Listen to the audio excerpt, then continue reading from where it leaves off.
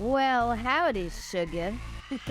This here is Rogue, Lenore Zann, and you are listening to the FSF podcast. The show that made Professor X provide his legs with the will to get up and walk out of the room to save his eardrums. Our show is brought to you by our charity sponsor, the Red Shirt Widows and Orphans Fund, which supports the Wish Upon a Teen Foundation that helps out sick kids when they need it most. And just imagine the comfort you'll give Red Shirt crewman number 1992. She'll know that when she puts on the red shirt and joins the X-Men in the battles with Apocalypse and his 4 horsemen, that she didn't leave her family destitute and without hope, because the Red Shirt Widows and Orphans Fund has her back, and what's left of her powers. All right, guys, our guest today has been a longtime actress and voice actress who has starred in some pretty iconic roles over the years, including shows like Mobile Suit Gundam, SpiderMan, the animated series, Rescue Heroes, and a whole bunch more. Oh, I forgot to mention, she was also the voice of Rogue, in that little XMen animated series in the 90s. That's also soon to be coming back on Disney Plus as X-Men 97, and dear Lord, that can't get here soon enough. Let's all take a second to welcome Lenore Zann to the FSF podcast. Welcome, Lenore. Well, thank you, sugar. I really appreciate being here and talking to y'all. Love it. Oh, my goodness. Oh, that's great. Yeah, it's nice to be here. Oh, we are keep talking like that. I'm just going to giggle the whole show. You know that, right? Just don't faint. I've had that happen before. Oh, I make no promises, but at least I'm sitting down, so it's not that far of a fall. There you go. We interviewed Sam Witwer, Star Wars voice actor, and I thought Tim was going to split into 2 people. As soon as Sam showed up on screen and said hi, and I'm like, this is how Tim dies. This is when we lose Tim. He's going down. Nice. One of these days. What would have done it, and I understand why he didn't, because he gets asked to do Darth Maul's voice all the time. And Darth Maul is one of my favorite villains in Star Wars. Had he done Darth Maul's voice, I may have giggled, followed by a slight piddle, but I would have at least giggled. But anyway, we can talk about Sam another time. We have Lenore here, so let's talk with and about Lenore. So, Lenore, you've had a pretty interesting career path.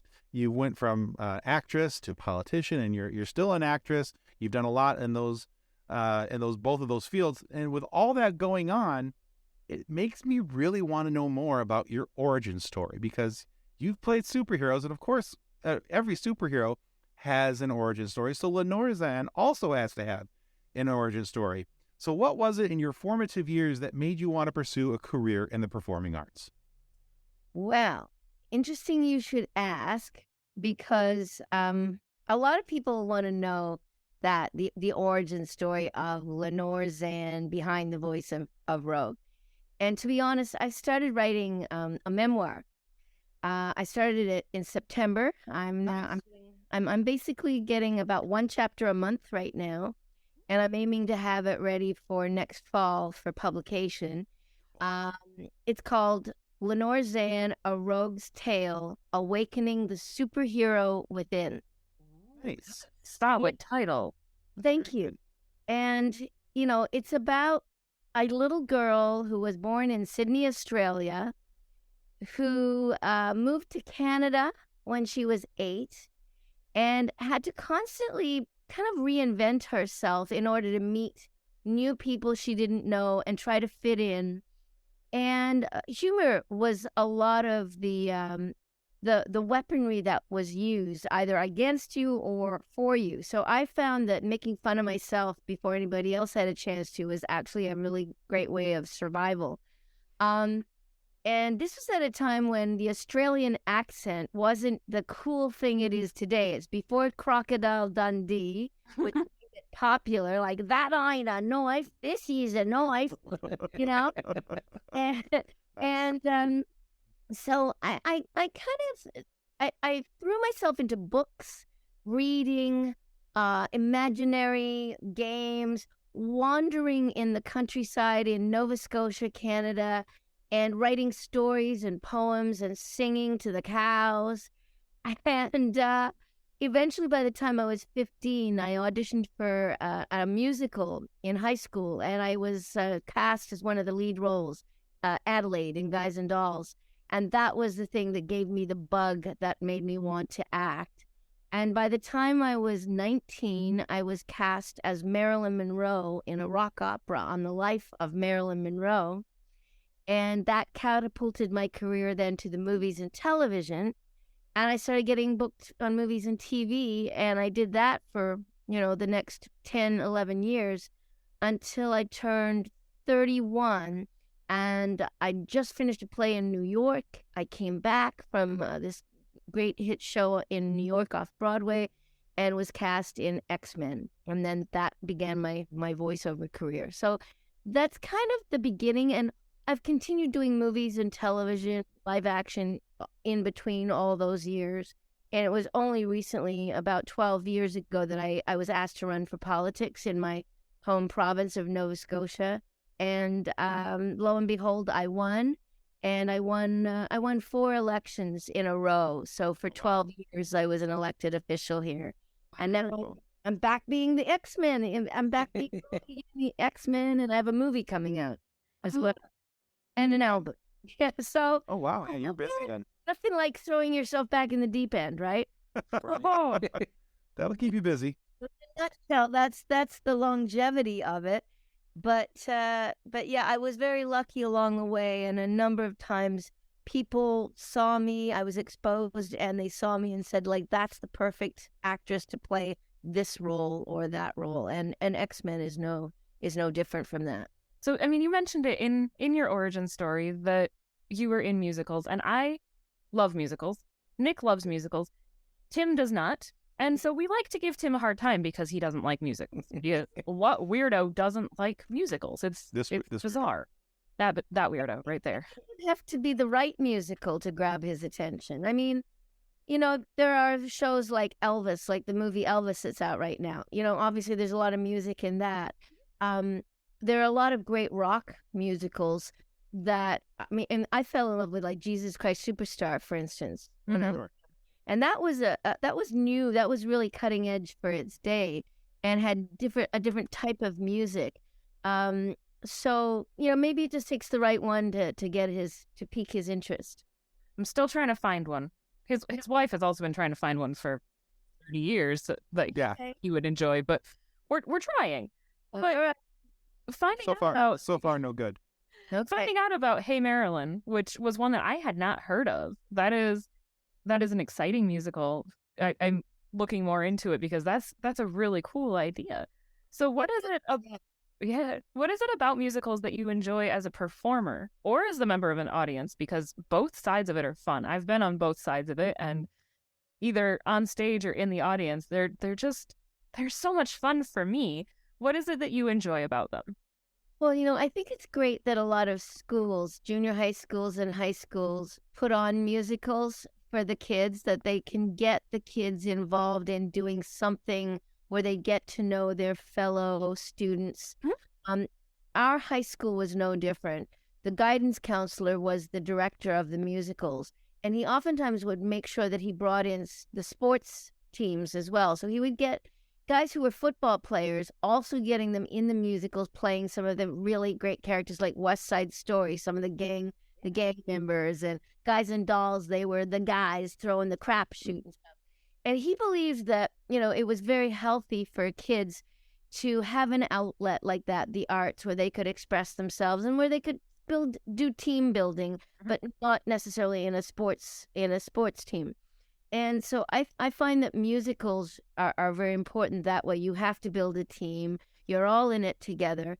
And in Hey Marilyn, which was my very first starring role in a musical, I was thrust at the age of 19 into playing the starring role of Marilyn Monroe. I was a kid from Truro, Nova Scotia, originally Australia, and the newspapers across Canada all said things like, well, the great Marilyn Monroe was a huge sexual icon, but in January 1980 is when it was, 1980, this unknown girl from Truro, Nova Scotia is going to attempt to recreate the great MM. I mean, no pressure, right? No, not whatsoever. You're fine. And so because it was all sung, there's no dialogue. there were a real range of songs, like high and low and belting out songs and high and very high soft notes as well. And I have to say, and this is going to be in the book, during that time of rehearsals, the director of the show, who was from England and had done Oliver in the West End in London and Oliver on Broadway, started coming on to me and sexually harassing me during that show, during the rehearsals. His wife was pregnant upstairs in the same building. Oh my God. And he invited me to the swimming pool. This was the first time I found out. And to go for a swim. And I was like, oh, wow, the director wants to have a swim with me in the swimming pool. Great. We're going to talk about the show and how exciting is this? But he ended up coming on to me and it was a sexual assault. And after that, I didn't know what to do. He kept calling me, saying he was missing me, asking me what I was wearing. It was horrendous. I went out. It got so bad that I went out and I bought myself an engagement ring with my weekly salary. And I remember my weekly salary at the time was $500 a week. And it bought me an engagement ring. And I bought it and I put it on and I went to rehearsals. I told everybody that my boyfriend back in Nova Scotia had sent it in the mail and that I was married in the hopes that this guy would leave me alone. Yeah. And even that didn't work. So you'll have to read the book to find out exactly what happened. But let's just say it was the very first of a number of incidents like that have happened to me throughout my life. And I came out stronger because of it, because I never let in and I never gave up. And I never gave up my dignity and my belief in myself. And so for any other young people out there who have ever had to deal with something like that, my hat goes off to you. Please do tell somebody, share that knowledge with somebody, and don't let them get away with it. At the time, I didn't know what to do, and other than look after the issue myself, but I shouldn't have had to. No. Yeah. I don't know. At 19. Not to bring a downer on it, but that was... But at 19, nobody knows what to do. And, these days, of course, there's more talk about it and there's more awareness and people saying, you have to report it. Plus, you have unions and people like that you can go to. Back then, I didn't even have an agent. I was so fresh and new. They just discovered me. I didn't even have an agent yet. So I didn't have anybody and I was the youngest one in the company. I turned 20 during that production and had my birthday. And I didn't share the knowledge with anybody. So it's pretty lonely, and it's only now that I'm actually speaking out about it and talking about it because it's going to be in my book. Wow. Yeah. Two things. Sorry you had to experience that, and thank you for feeling safe enough to share it with us here. Thank you. That means a lot to us. Speaking for Nick and Kathleen, that means a lot to us that you feel comfortable enough to talk with us about that. So, and thank you for providing encouragement for those who are or have experienced such a thing. It's unfortunate that anybody ever has to do that, but yeah, that's good advice. Speak up, speak out, let somebody know what's going on. Yeah, because if you hide it and you keep it buried inside, it will eat away at you and eventually it will have an effect on you. And it's much better to deal with it at the time. So even though it's hard, it's embarrassing, it makes you feel shame, which it shouldn't. They're the ones who should be feeling the shame. The best thing is to actually share that information with somebody and to do something about it, to put a stop to it. Yeah. Yeah. Absolutely. That is one of the hardest things about that, is how shamed the victims feel in that. And that is so unfair to them to feel that shame. I feel horrible that you had to go through that, especially at such a young age. I mean, you should never have to deal with that. But 19 and 20 is so hard anyway, trying to figure out who you are in your life, to then have that happen to you. That's awful. Yeah, and especially when you've got all that pressure on you to have to perform and be like the star of this show with Right. You've got the lights on you, I mean, I'm lucky I didn't buckle under the pressure, but I didn't. I rose to the occasion, and and it has definitely been something that I feel like, well, if I can overcome that, I can overcome anything. Mm-hmm. You found your inner superhero. I found my inner superhero. That was the beginning. Absolutely. Yeah. So speaking of superheroes, you also played Tigra in Avengers United They Stand. So did you find any similarities in the characters of Rogue and Tigra? And did you pull traits from one to benefit the other? Well, it's interesting because both characters are very strong females. They have a lot of similarities. And I used my own voice for both of them, but with Rogue, I put on a Southern accent, and with Tigra, I just made it more Middle American. But like, I'm trying to remember how she sounded. I had the lines, things like, "Hey Hawkeye, I wanted a real workout," something like that. Like, I wanted a real workout. So I would use the R's and things. So anything that could be equated with like a bit of a growl.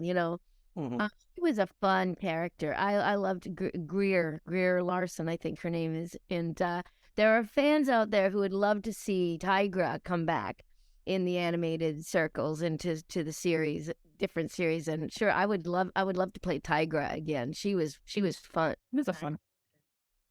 Now, Lenore, so we, like many others, are so very excited that the X-Men animated series is coming back and that it's going to be airing on Disney Plus in the fall.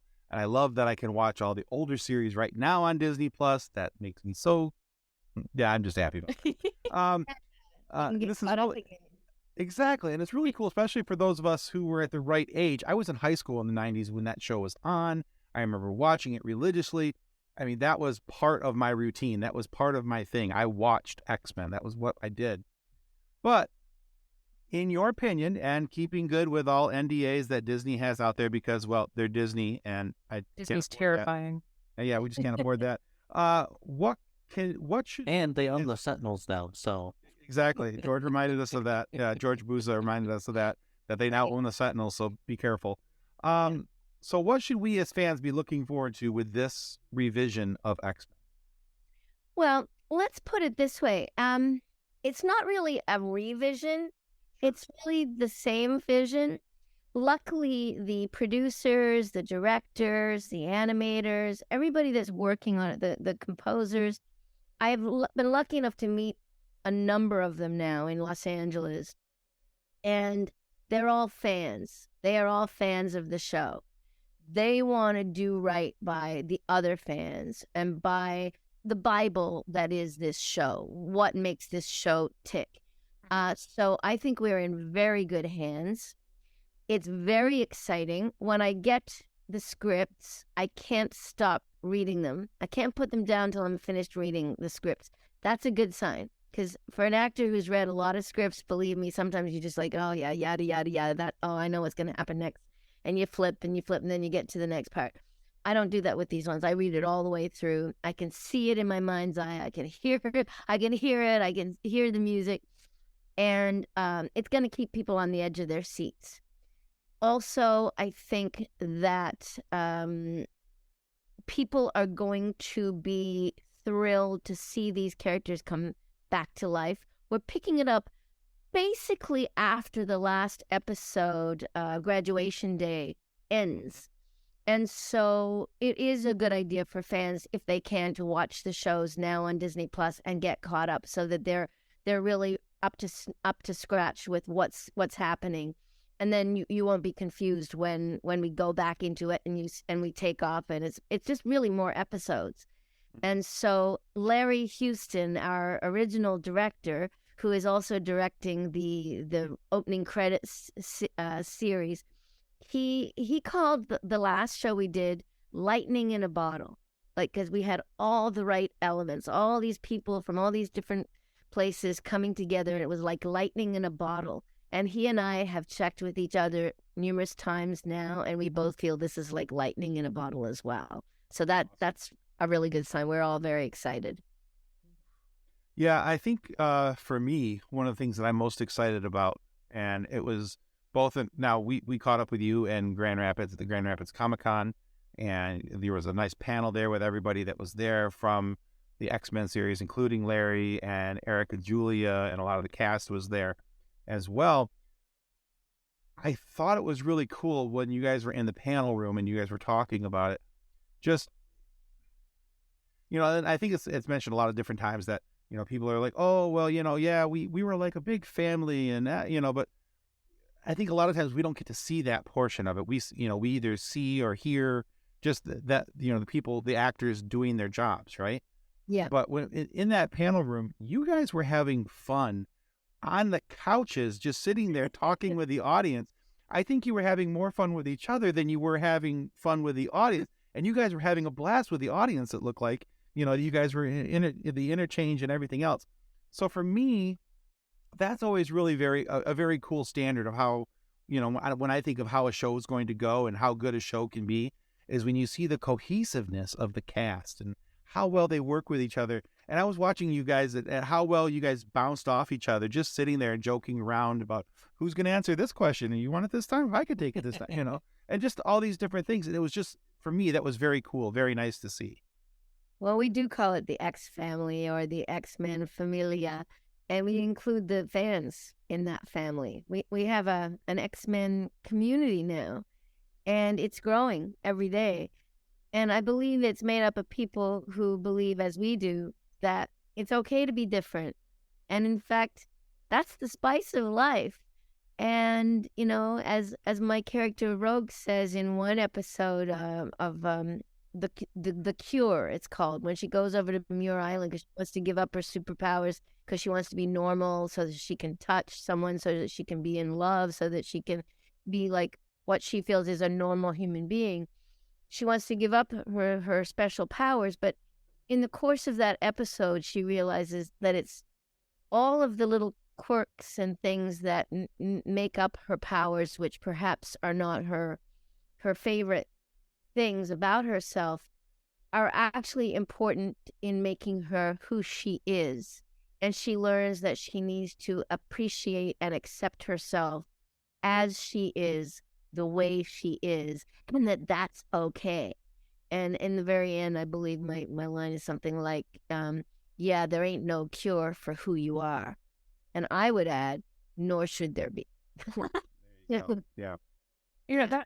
That actually ties right into what I wanted to talk about, is why these characters are so compelling. We talked to George yesterday, and I asked him the same question on why Beast has the lasting factor that he has. But why do you think that Rogue, who first joined in 1981, joined the X-Men in 1983? I mean, people have been following Rogue's story for over 40 years at this point. What do you think it is about her that made it so that she's still new and exciting even 40 years later? I think people can relate to Rogue because she's not perfect. She has a temper. She wants to be loved. She wants to help others. She's trying desperately to find herself, and she's constantly seeking for that knowledge of what makes her tick and what makes the world tick and what's the world about anyway, Alfie. And I think people can relate to her in that way. I think a lot of people feel very lonely, and Rogue really, she is the epitome of that. She's the epitome of a strong, beautiful woman in this case, a strong, beautiful person who can never be intimate with anybody because she's afraid that if she does, she will kill them. She will become stronger herself and take upon her their powers and become even stronger, but she will kill them. So that is a very frightening aspect of her own personality and her own character. So she never really can let her guard down. She's a bit of a loner that way, and I think people can relate to that. Definitely. One way or another, even if those who are in relationships can relate to that, because there's a fear of being intimate. Will the person accept me for who I am? And with Rogue, she doesn't want to take that chance because she's seen what it can do. And she, with Cody, for instance, I remember I was 13. I had me a boyfriend. Had me a boyfriend till I kissed him. Poor boy went into a coma for 3 days. So if I touched anybody, it just drove the life right out of him. I don't know, Beast. You know everything. What makes us like the way we are anyway?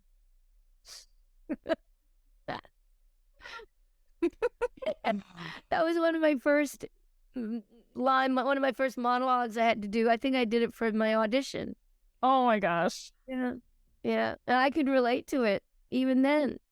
So I think that is one of the things, though, that I love so much about X-Men is that the individual characters all have such complex storylines that you come to know and love them individually. You get to know their sometimes tragic backstories, their sometimes less tragic backstories, but then realizing that as a team, they work so much better together, but that they also know who they are individually. And I love that. I love I need to go watch more X-Men. The only caveat I would put to that, Kathleen, is that they had complex stories, but there's also a great simplicity to each one of their stories, which makes them relatable individually as well. Yeah. And as we talk about them being a team, we watched an episode in Grand Rapids where Morph and Wolverine are talking, and Morph keeps morphing into all these different personalities, and he's trying to run away from the X-Men, and he's angry. And Wolverine says, "Hey man, we're not going to let you go. No, we're not going to let you go and walk alone. Nobody gets left behind here with the X-Men. We're with you, and we're going to be with you until you're ready. You're okay to be yourself." And I think that is true friendship. And that's what therapy groups are about. That is what we all need to do with each other to be able to sustain our society through all of these terrible tragedies and catastrophes that continue to happen. Yeah, I agree. And it's what makes the family strong too. Certainly having characters like Rogue and Wolverine and Beast, like having those X-Men characters, they truly, are precious to our hearts, and we can like connect with them in that way. But is there another project that you had worked on that is a little less known that is also close to your heart? Are you going to give me a hint? I've done a number of projects, so no, it's more so about you. Like what project to you was? It may not be well known, but it is a project that you were just in love with, and it was just something that you really enjoyed. Maybe you thought it needed more attention than it got. To be honest, I've really loved all of the shows I've been in. All of the animation series have been like Outlaw Star, for instance. That's a good one. That's an kind of anime. And I play Aisha Clan, who is this crazy cat-like creature. When she gets it, she's like Tigra. When she gets angry, she turns into this giant cat woman who's like super, super strong, and you really can't take her on. Or when she eats, if she starts eating and then she starts eating really fast, and she grows into this great big huge tiger cat woman character. She's amazing. And that series, there are fans out there, but I think it should have got more attention than it did. It was a lot of fun to do. And if anybody's out there wants to watch some more shows that I'm in, check out Outlaw Star and Aisha Clan. It's lots of fun. But, being a Canadian actor, I have to say, a lot of things Canadian actors do don't get the attention that they deserve. We live next to this great big giant called the United States, which takes up a lot of air and a lot of airtime. And so when we do movies or television series and things like that, they oftentimes don't get the airplay or even shown in the movie theaters the way that the American shows do. And a lot of it boils down to money, and it boils down to we have less people in Canada. Even like our publishing industry is much smaller, and we don't have all the magazines and fan magazines and things like that that you guys have in the States that really help actors kind of grow their following and go up the ladder. Here, we don't have it. We have a joke. It's like, oh yeah, you're a Canadian star. Oh, well, who knew? I mean, right. And most people don't even know here in Canada that the X-Men, the original X-Men, were all Canadians. Right. They're surprised. We haven't even been invited to one Comic-Con in Canada. Can you believe that? No, Really? no. We've been invited to all these ones across the States and over in Europe. Like I'm going back to like I've done LA, San Diego, a ton of other places. I'm going to Chicago. We're all going in the end of March. We have not been invited to one Comic-Con in Canada yet. That blows my mind. You don't think that Toronto would Yeah, I would think that Toronto would be all over it. At least Toronto.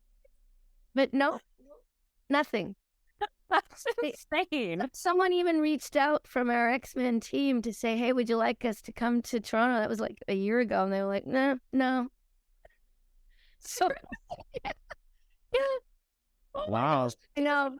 I mean, we're in Michigan. I know that, you guys were just in Grand Rapids, but I also know that if you guys were in Toronto, it would not be totally out of sorts for me to be like, hey, I'm going to go to Toronto, go to Comic-Con to go see X-Men. I'm already talking to my buddy about coming to Chicago to see you guys again. Oh, good. Please do. Yeah, March 31st till April 2nd, we'll be there. Yeah, because I have a buddy who lives, it's a small town just on the curve or the bottom of Lake Michigan, Right. in Michigan, and we're like, yeah, let's just take the train over, and it's like a 2-hour ride on the train. Yeah, it's great. Spend all day in Chicago. And Yeah. take the train back to his house. I'm like, yeah, let's do that. And so, I'm looking at it. Us there at that one. 8 of the X-Men team. I'm looking at it with you. If you guys are in Toronto, it's actually a shorter drive for me to go to Toronto than it is to go to my mom's house. Wow. Right to the Toronto people. Oh my God. Having the X-Men there. Maybe when the new show comes out, maybe by then they'll be interested. I don't know. It's almost like Canada has this a low self-opinion of ourselves, like, oh, we're not as good as the United States, or oh, we're not as good. Oh, our Canadian actors aren't as good as the American stars. It's like, meanwhile, here we are. We were all Canadian in that show, and of course, let's be real. The X-Men animated series from the 90s is now one of the top 2 animated series of all time. And we recorded it in Toronto. And So what really confuses me with that is one of the most loved actor in the United States is Canadian. It's like, everybody loves Ryan Reynolds. yes. I know. Oh, you guys deserve more attention. So what we're gonna do is we're gonna start an internet thing, and we're gonna reach out to Ryan Reynolds, and we're gonna get Ryan Reynolds to ask the Toronto people to have you on, and somehow make this work. Yeah, there you go. Make this work somehow or not. And I will say that, anytime I get the opportunity that I would be like, hey, I need to go to Toronto. Oh, darn. Yeah. Go to my favorite big city ever. Oh, God. Toronto's awesome. Get real Tim Hortons. Well, I'll tell you. Anyway, we're looking forward to coming to Chicago, and we've got a number of other places already booking up as well. There's probably about 5 or 6 cities. Very cool. Yeah. So cool. All right. Yeah. So we have a Facebook group of about 209,000 followers right now. And we have all our followers on Twitter and Instagram and all those other places. And so what we did is we asked them if they had any questions for you. Oh, great. So these are questions from our listeners, our followers. Okay. From Twitter, @JesterNene asked, she's also part of a podcast, a Star Trek podcast called the Crusher Convo Podcast. Very cool show. Go check it out, guys. Anyway, she said, I loved this show when I was young. This is why I cried when I saw Patrick Stewart as Xavier, because he brought my childhood to life. I wonder what Lenore wished they brought to the table when it came to Rogue. Oh, you mean in the film version? It is the live action film version. The live action. Well, I think it's amazing that they chose Anna Paquin, who is an Academy Award-winning actress. Mhm. I think that she was not served very well by the way that they presented and wrote the character for the movies, because they really made Rogue a mixture. They kind of mixed her with Jubilee and made her more of a sort of whiny teenager, for want of a better description. who wasn't strong and kind of needed help all the time. And that's not Rogue at all. I think they were going for the demographic. And since they didn't have Jubilee in it, it seemed to me, and I've talked to the Allison Court, who played the voice of the original Jubilee, and we both agree that they morphed those two characters kind of together. And I think that did a disservice to the character of Rogue, to be honest. I missed Rogue's sassiness and her boldness and her, They made her a damsel in distress instead of being the sassy, brassy person she was. Yeah. So I would agree with that. Yeah. So continuing with the listener questions, Fubzato, which is a great name. I don't know why that cracks me up as much as it does. I don't know what that means, but I like it. It's just fun to say. Right? Fubzato. Anyway. So Fubzato wanted to know, when you received the news that you would be reprising the role of Rogue, how did you feel, and what similarities to you do you think that you have with that character? Well, when I was approached to reprise the role of Rogue, I had just had some major setbacks in my life. And my dear, sweet little niece of 17 years old had just died of cancer. And so my family and I were in deep, deep, deep mourning, grieving. I had also just been bullied and had death threats for the last year and a half of my political life. After the largest mass shooting in Canada's history took place in my community. And we had this terrible tragedy, which was extremely upsetting for everybody. And also my government that I belong to, we banned 1,500 different types of semi-automatic weapons shortly after that. And I was asked publicly, is it too soon to talk about more gun control? I said, it's never too soon to talk about more gun control. We want to keep our constituents safe. And so I became a target then of the gun industry and of a number of disturbed individuals who started threatening my life constantly for about a year and a half. And I had to get protection and security around my house and things like this. And my niece was dying. And then they called an early election, and I lost the election. And so it was the fifth election. 4 of them had been successful, and this was my 5th one. It was just too much to bear. I really went into deep, deep depression after that.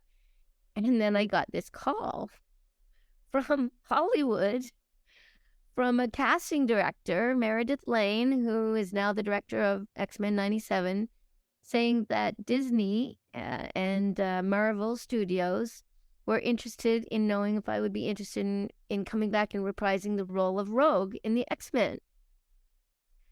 And it was like a ray of sunshine. It was like a ray of God's light reaching down and going, hey, girl, got your back.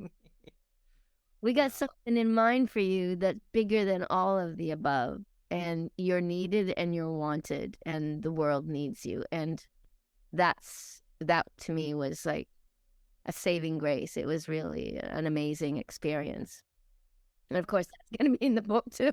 I am so looking forward to your book. All I'm hearing is more reasons to read your book. So thank you. And to have you back on the show when your book comes out to talk to you more about the book.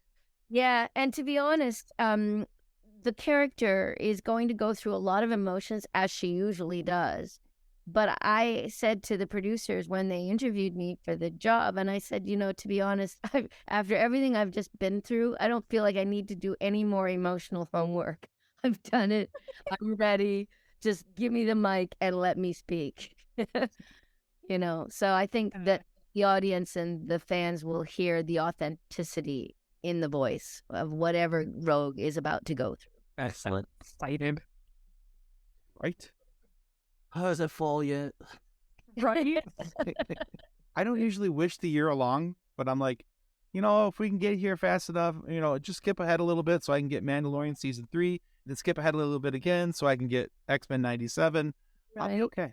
Okay. They'll be here before you know it. We just need to survive until the fall. Yes, we do. Right?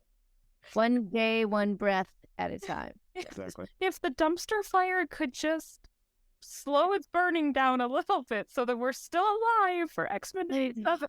I know. Dang it. Gosh. We can do this. Yeah. So speaking of our Facebook group, it is also filled with memes galore, and it usually mashes this with this. So if you were to take two of your characters, mash them together, which two characters would you like to see either come together to join forces or to kind of take traits from and become a new character? Oh, well, that's a good question. Well, I have a character that's in a show called Stormhawks. And the character's name is Master Cyclonus. And she is the evil, the embodiment of evil. And she wants to rule the entire universe and have it at her command. I like her already. She's fabulous. She's got dark hair and she's got this collar. She wears these purple robes and it comes up kind of like a vampire. And she's got a crystal orb on the end of this wand and dark makeup, really dark makeup, like Egyptian, kind of almost like Cleopatra makeup. Fabulous. So it'd be fun to put her and Rogue together in a character. How? Who knows? Let's write it and then I'll do it. There you go. Somebody out there surely can write and has. There's lots of smart people with good imaginations out there. I'm just not one of them. So let's see what they can do. Well, thank you. I now have like 2 new shows I have to go and put on top of X-Men. To get you through, to survive until X-Men, you now have 2 other shows to watch. Like Two other them. things to binge. Yeah. All right, Lenore, we've made it this far in the show. We're at a point where we like to take our guests through a little bit of a quiz. Okay. Okay? So what this is, it's a 4-question quiz. Mhm. The quiz is all about X-Men. Right. All right? I need the answers. I hope so. We'll find out. And each question is multiple choice. Okay? Mm-hmm. Now, if you get 3 of the 4 questions correct, we want to send you this book, which is called Custodians of the Cosmos. It's written about a young man who wanted to join something quite like Star Trek, but not Star Trek because litigious reasons. And even though he didn't make it into their version of the Federation, he did rejoin as a custodian to boldly clean up after those who had boldly just went. Okay. Okay? Yeah. So, if, however, you do not get 3 questions correct, you only get 2 questions correct, well, we just talked about all those memes in our large Facebook group. We take a picture of you, we make a meme out of you, and we put it into our Facebook group. We call it our fun sequence. Oh, dear. Okay. Okay? Yeah. All right, Nick, take us out. The sound for Magneto's powers was also used by what show? Was it A, Spider-Man for the Green Goblin's glider, B, Star Trek for Klingon cloaking, or C, the Fantastic Four for Reed Richards stretching? Wow. I don't know. What were the 3 again? The Green Goblin's glider, Klingon cloaking, or Reed Richards stretching? Probably the 3rd one, I would think. It was actually Klingon cloaking. Really? Yeah, it Right? was used. It was used again. However they used it. Apparently, they used it in the movie, the Star Trek 3, Search for Spock, when they would cloak the Klingon bird of prey ship. That noise when the ship cloaks is the same. So Wow. See, I would wonder. I was going on. Well, who owned the rights to this? Yeah. The sound, and it would have been 20th Century Fox, Saban Entertainment, and that now it's Disney. But anyway, yep. Well, there you go. Don't know that. I didn't know that one either until I found it. There you go. Yeah. Question number 2. Rogue what? Wow. Hey, look, Tim didn't mess up tonight. It was me. Yes. All right. Question number 2. Rogue lost what ability in the movies? A. Mind control. B. Self-healing. Or C. Flight. Well, since I only watched the first movie, I really don't know. I didn't watch the rest of them. So I have no idea. All right, let's make it a 50-50. We'll take out mind control because we know that Rogue never had mind control. No, she didn't. That was Jane Grey. What were the others? Self-healing or flight? And self-healing, well, that was Wolverine's, but I suppose she could have lost her flight. I don't know. She actually did lose her flight, Yeah. So you are correct. Yeah, they grounded her for the movie. They made her a damsel in distress and grounded her. Really? Which is How did she lose her flight? They just never gave it Just to her. never got it. what? Yeah, it was not part of her power set in the movie. They totally ignored it in the movie. Right. Yeah, okay. Well, they probably didn't want to get into the whole Ms. Marvel thing. 'Cause Probably. that's how she gets her ability to fly, is she gets it from Ms. Marvel, right? And guess what? You just answered question number 3 without even us asking the question.